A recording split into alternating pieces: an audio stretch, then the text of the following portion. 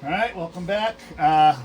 Just finished up this 655 for this gentleman. You saw in the previous video. We just picked it up this morning, and we just got it all tuned up for him, ready to rock and roll. Did want to show one more thing. I left the covers off the radio, but the other shop must have had a pretty loose watt meter because it was dated 218 at 80 watts. So another thing that some places like to do is they got loose meters, so they like to show you all this again, fake watts. Okay, so it's only about a 65 watt radio done, the proper way, and the radio's gonna last a lot longer. Not like it didn't last. It's been running the way it was running since 2018.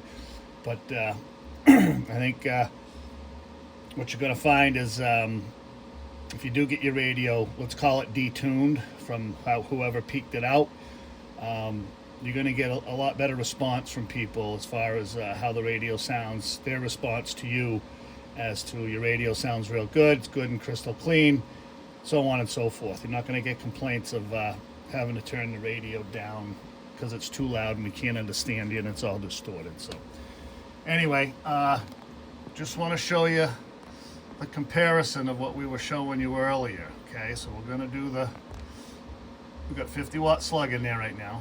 I just want to show you the dead keys and this average power scam that they give to you. So if you got a lot of average power swing on the meter, it's really an indicator that the radio's been cranked. Okay, listen, if you want, if that's what you want, that's fine. Okay, it's just not the way we do it here.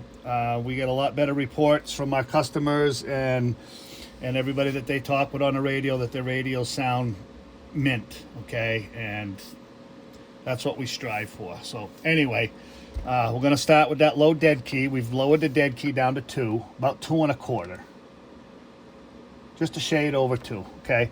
Now, watch the average power. If you remember in the last video, from 5 it swung to 9. And from here, you're going to see about a half a watt of average forward motion. Hello. Okay? So, swinging forward, as it did with that 5 watt dead key. It swung forward. Here's the key now. So, we're going to turn the power all the way up. Got it set for about a 12 watt dead key. That's where it came in. When we tune the dead key into modulation, that's where it comes in perfect. Okay, so let's do that average again. So if you remember on the previous video, it was a 25 watt dead key, and it swung backwards. Okay. Here's your 12 watt dead key. Hello. Okay, swinging forward. All right. So that's properly tuned. The resistor, the MOSFETs haven't run out of headroom. That's the problem with that high dead key and the modulation cranked all the way up. Your finals have run out of headroom. They can't go anymore. So in layman's terms, the only way I can explain that so people understand it, it's like having a trampoline and being outside and jumping on the trampoline. You can jump as high as you want to go, right? Now bring the trampoline into the house and try jumping on it in the living room. What's going to happen? You're going to hit your head on the ceiling. So it's basically the same thing in layman's terms. Okay, just trying to explain it so the average Joe will understand. So your transistors have a ceiling, and if you hit that ceiling, that's when you get that reverse swing. Okay, so we'll do this with a tone. We're still on high. It's going to be the 12 watt dead key. Okay, we'll show you the current draw. All right, about 4.7. Then we'll add a tone. Now, if you remember in the last video, that went backwards about a complete amp. Okay, now it just jumped up maybe 300 milliamps. So like I said, if it's done right, it's gonna maintain that same current draw. So it's not going to be really that detrimental. Now I have I know somebody's probably going to say something. We've got the voltage is down just a shade.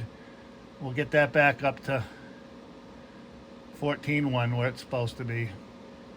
That's my fault. I didn't really notice that, but that's not going to change anything. So we're right there to 4.8, and we'll throw a tone into it. Goes up to a 5.2. So again, about 300 milliamps. No big deal. And that's the way you want it to be. You want that little, either maintain the exact same amperage draw, or maybe just a little more. Okay. So I guess we'll just show you what she's doing for PEP. Now again, you saw what the radio looked like. You saw all the harmonics and the spurious emissions and the flatlining and everything that was going on with this radio, okay? Let's show you how much we lost in power, okay? So we're on the 250, so 100 being here, 75 being right there. Obviously 5 is 50, okay? We're at the 12.5, with about the 12 watt dead key. Might gain all the way up. Hello. Oh, sorry, we're on average still. Okay, that 12 watt dead key. Hello, breaker. Audio check 1 2 1 2 1 2. Breaker. 70 watts right there. Okay, on the high watt. On the high dead key. Now we'll go to the low side. Matter of fact, we'll go down to the 50 for the low side. Be a little more accurate. Okay.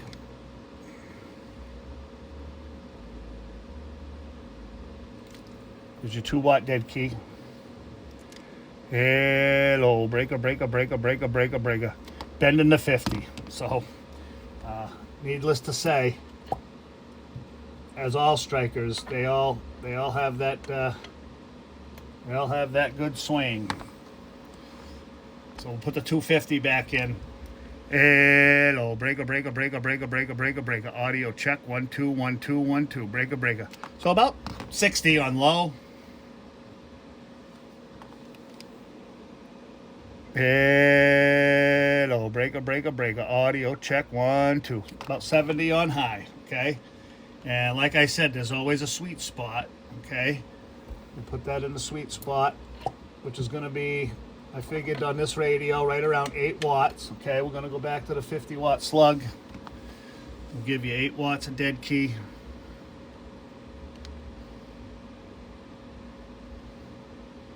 Okay, there's 8 watts of dead key. Might gain wide open.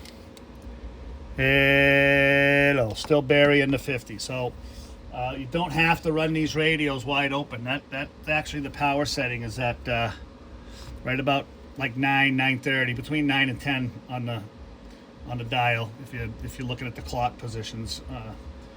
So you can run that radio right there all the time. It'll run flawlessly, probably forever. Okay, so I'll show you what it's looking like on the scope and the analyzer. Okay,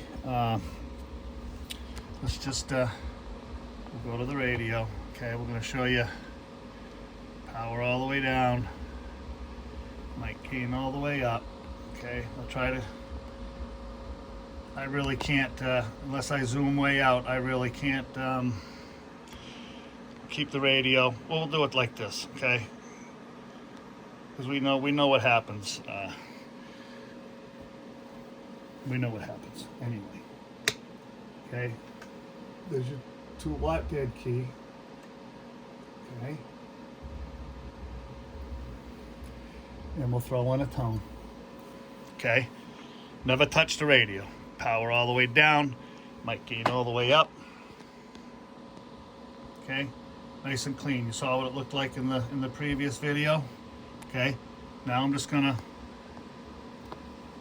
turn the power up all the way. Okay, that's a 12 watt dead key.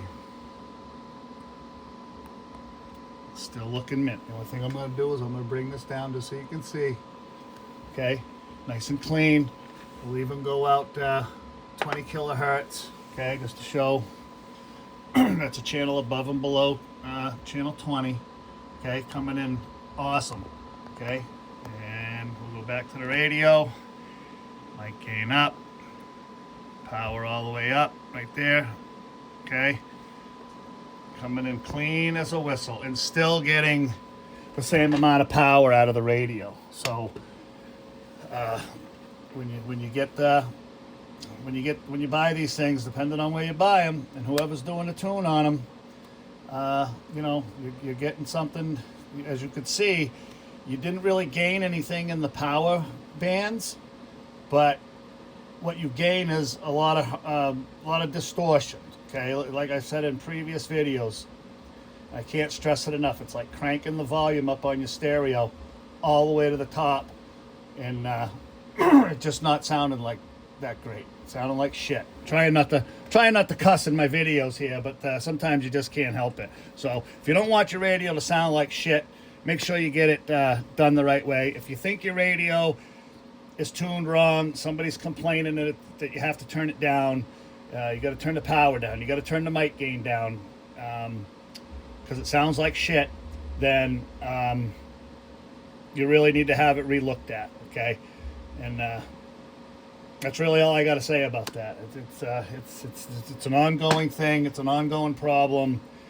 I mean, hey, if you wanna spend the money and get, you know, upgraded finals and all that stuff and blah blah blah blah blah, that's cool. That's, you know, I don't hold that against anybody. But just be prepared that there could be some failures involved with modifying the radios. That's all.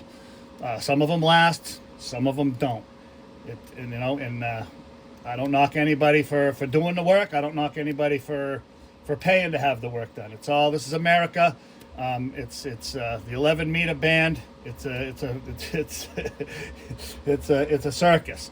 Okay, so this is just the way we do it. We feel as though all of our customers appreciate it. You know, they get their radios back and they say, hey, you know, everybody's saying that the radio sounds real good, and that's what we're shooting for. So, you know, that's all. Anyway, I think I covered everything on that. We did do a receive. We didn't have to touch the receive. The only thing we had to touch on the receive was the signal meter for the adjustment for the S9 was up around 40. Obviously, we dropped it back down to S9, get that where it was supposed to be. Other than that, the receive was right on the money according to the factory specs. So we just left it right there. We didn't touch it.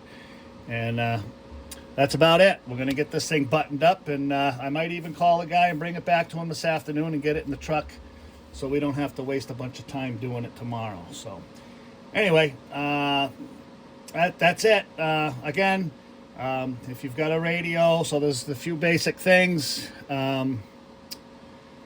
If your radio is swinging the same amount of PEP with the low dead key as it does the high dead key, then the radio's been cranked one way or the other. It's either been clipped, or as in this one, the modulation was just cranked up.